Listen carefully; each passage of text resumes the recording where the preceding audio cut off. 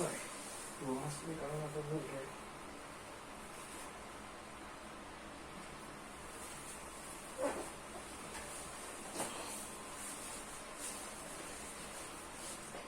नमस्कार, आप सभी को नवीन वर्ष की हार्दिक हार्दिक शुभकामनाएं। आज का वीडियो थोड़ा सा अलग है।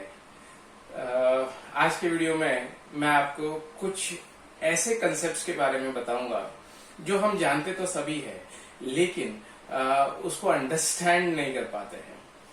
तो जैसे कि आप सभी जानते हैं, ब्रह्मा, विष्णु, महेश, इन तीन देवों को कौन नहीं जानता। ये सृष्टि करता है, ये सृष्टि के पालन करता है और ये सृष्टि के संहार करता है। ब्रह्म, आप देखेंगे कि ब्रह्म का अगर हमारे शरीर से हम तालमेल बनाने की कोशिश करेंगे तो ब्रह्म स्वरूप ये हमारे शरीर में मन के ये तीन दोष है। इनफैक्ट रज और तम दोष है और सत्व ये मन का गुण है। तो यहाँ पर ब्रह्म इज इक्वल टू सत्व हमारे मन में, विष्णु रज, महेश तम। थोड़े विस्तार से मैं बताऊंगा। आप देखेंगे कि ब्रह्मा जो है, ब्रह्मा की भार्या अगर हम देखें तो माँ सरस्वती है और माँ सरस्वती ये बुद्धि की देवता है और इसीलिए सत्व रिप्रेजेंट्स सीकिंग या लर्निंग, क्रिएटिविटी, ये सारी चीज सत्व के कारण होती है। विष्णु को देखेंगे आप, भगवान विष्णु ये ऐश्वर्य की देवता है और उनकी भार्या अगर आप देखेंगे तो साक्षात मां लक्ष्मी है जो ऐश्वर्य का स्वरूप है, रजोगुण भोग विलास का प्रतीक है। सो ये हमारे देह में, हमारे मन में रज को यानी कि रज दोष को रिप्रेजेंट करता है और रज दोष यानी कि राजस दोष, राजस भाव होना हमारे शरीर में, कंफर्ट्स, वेल्थ, है ना, इसको वो रिप्रेजेंट करता है। उसी के साथ साथ this is responsible for our ego. किसी भी यहाँ पर अगर कोई क्रिएटिविटी होती है, कोई थॉट, कोई किसी भी तरह की क्रिएटिविटी अगर माइंड में जन्म लेती है तो रज के सिवा उसको टू पुट इनटू एक्शन ये मुश्किल है। तो रज दोष ये हमको उस क्रिएटिविटी को, उस नॉलेज को, उस थॉट को एक्शन में प्रेजेंट करने के लिए हेल्पफुल होता है। और तम इट रिप्रेजेंट्स एंगर, डिस्ट्रक्शन, संहार।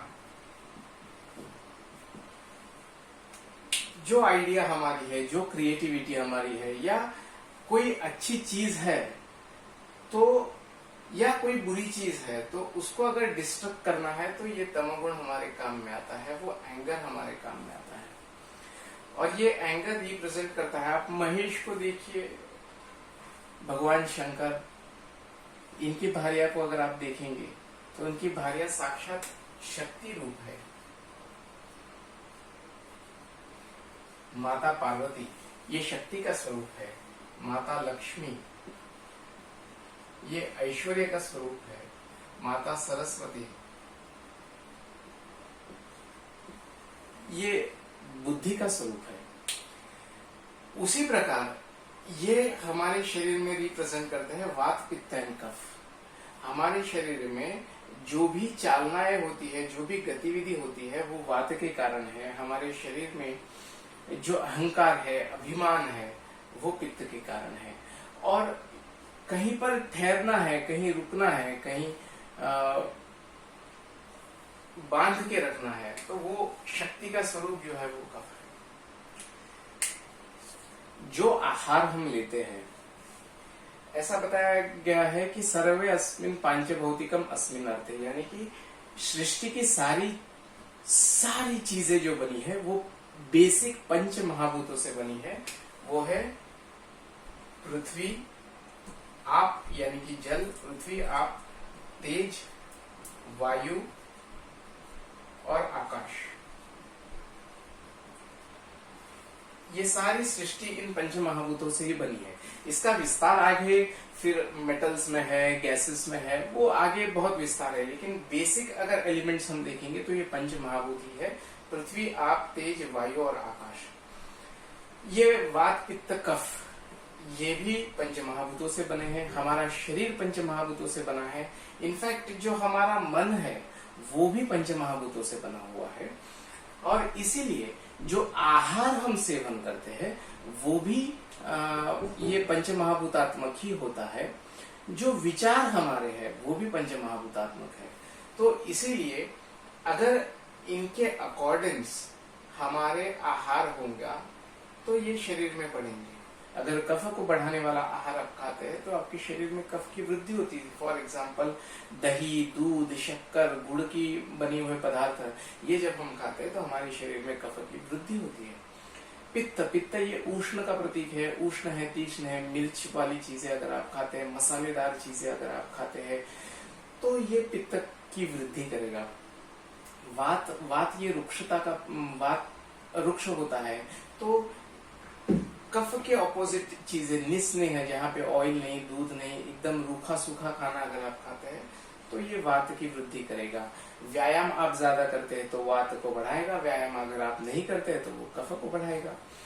उसी तरह हमारे विचार, हम जो विचार करते हैं, किस तरह से हम हमारे मन का भोजन देते हैं, हमारे थॉट्स, ये बहुत हमारी जो भी मानसिक बीमारियां हैं, जो भी साइकेट्रिक इलनेस है, जहाँ पे तम की वृद्धि जब ज्यादा हो जाती है, कफ की वृद्धि और तम की वृद्धि जब होती है तो ये डिप्रेशन को क्रिएट करता है। और उसी प्रकार अगर पित्त और रज की वृद्धि ज्यादा होगी तो ये साइकोसिस को क्रिएट करेगा। वो पेशेंट वायलेंट हो जाते हैं, ये पेशेंट एकदम शांत शांत रहते हैं।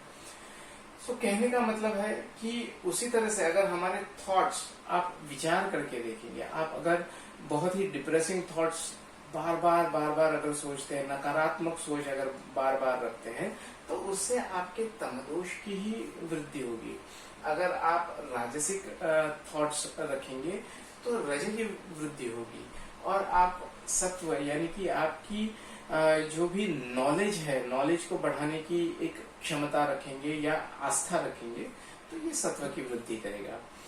तो इस प्रकार हमारे विचार, हमारा आहार, हमारी लाइफस्टाइल, जिसे रहन सहन कहते हैं, जिसको आयुर्वेद में विहार कहते हैं, ये इन दोषों के, गुणों के समान होंगे तो इनकी वृद्धि या क्षय होगा और उसके अनुसार व्याधियां बनती रहेगी। और अगर आप देखेंगे कि ब्रह्मा, विष्णु और महेश, ये देखेंगे तो ये तीन इस तरह से हमारे शरीर को या हमारे शरीर में रिप्रेजेंट करते हैं। सो है ना, ये बहुत ही इंटरेस्टिंग। धन्यवाद। मैं आशा करता हूँ ये वीडियो आपको काफी पसंद आया होगा। मैं इसी तरह के कोरिलेशंस के वीडियो आगे भी बनाऊंगा। आप मेरे चैनल पर बने रहिए और मेरे चैनल को सब्सक्राइब कीजिए, लाइक कीजिए, बेल आइकन को प्रेस कीजिए ताकि आने वाले सारे वीडियोस की अपडेट आपको लगातार मिलती रहे।